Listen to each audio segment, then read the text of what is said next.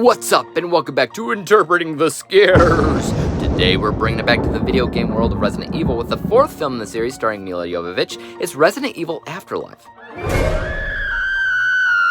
If you're very familiar with the series as a whole, I think you can agree that the first three movies kind of felt very different from one another, almost like they were trying to find their footing, and while the same kind of goes for this movie as well, I think it honestly is starting to feel like the Resident Evil franchise that I know and love. It's a similar feeling that I get when watching the Fast and Furious franchise, which didn't really get its current identity until Fast 5, but maybe I'm just being pertinacious, and let's get cracking. This review is brought to you by the word of the day, pertinacious, adhering resolutely to an opinion, purpose, or design. Resident Evil Afterlife continues where the last film left off. After Alice discovered an endless hallway filled with other Alice clones, she and her replicas lead an attack on the evil Umbrella Corporation, and she is left powerless at the end of the attack by the dastardly Albert Wesker.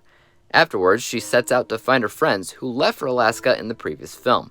On her quest, she runs into a group of survivors stranded in an abandoned prison surrounded by an army of the undead. So yeah, there's definitely a few sequences in this movie that I actually find memorable when looking at the entire series as a whole, which is unfortunately kind of a first. I like the other movies in the series for some of the littler things that they do, but they all kind of have a list of negatives associated with them, and that's especially true for Afterlife, and we'll get into that soon enough. But I did want to talk about some of the best things to be found in this film. First of all, I really like the opening sequence that takes place in Japan, where basically this girl who kind of looks sad is in the middle of a giant group of people, it's raining, tension's slowly building, and then she snaps, jumping at somebody, meaning that she was a zombie the entire time, and the T-virus was now taking over to Japan, spreading everywhere. I think that they revisit this moment in the next film, but I'm not entirely sure. I just love how it was shot. Next, I really like the setting of this film that takes place in this prison, which the zombies are slowly making their way into it. This brought me back to the days of Dawn of the Dead, which also had a small group of survivors trapped in a big building while a horde of zombies surrounded them. As weird as it seems, that actually makes the film feel a lot more gentler and subtler since it's not going all over the place. It's just right here in one spot with just a handful of survivors, meaning it benefits a little bit with character development, and thankfully, it doesn't sacrifice the action, which was always getting better and better with each of these films, and the same goes for this one. But here's the thing, this is the most unoriginal film in the pack. Every section in the film seems to be based off of something else.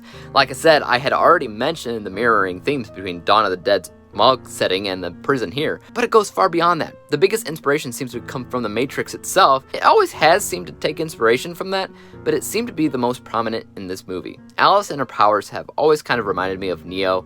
You got the opening sequence in the film with a slow-mo shootout in a building where she's running on walls. You got bullet time moments in the movie. You got Wesker himself, who's basically an agent. Now, to be fair, he was exactly the same in the video games as well, but that's beside the point. Next, you got Wentworth Miller from Prison Break in this film, who is, you guessed it, breaking out of a prison again.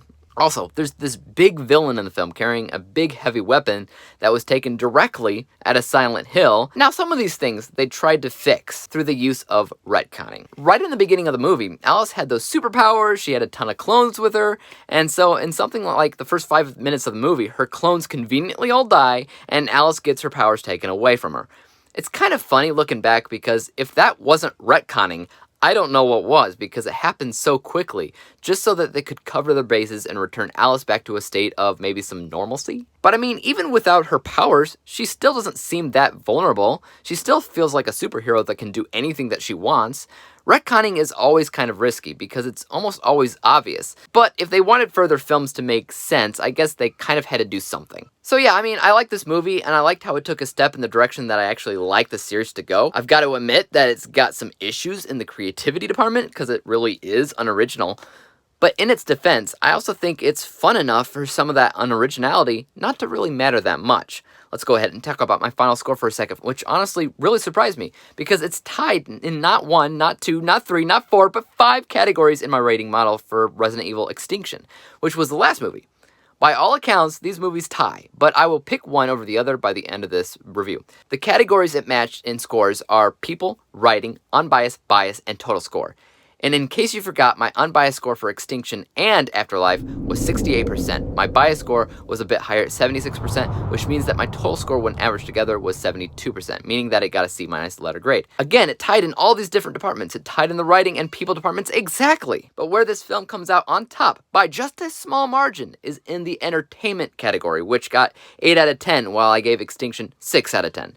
If you remember, one of the main things that I said about the last film was that it was slightly boring. It was very pretty atmospherically, it made a lot of sense, but it was boring, which affected my entertainment score. That means, by an incredibly small margin, Afterlife is better than Extinction. This many ties is kind of rare and unheard of, but it's always interesting to see when it happens, because I can always just break down the movie a little bit further to find out which one was technically better. But let's hear your thoughts on Resident Evil Afterlife in the comment section down below. What do you think about it? As for YouTube, you guys know what to do. Hit the thumbs up button if you enjoyed this review, because there's always more like it coming out each and every single day.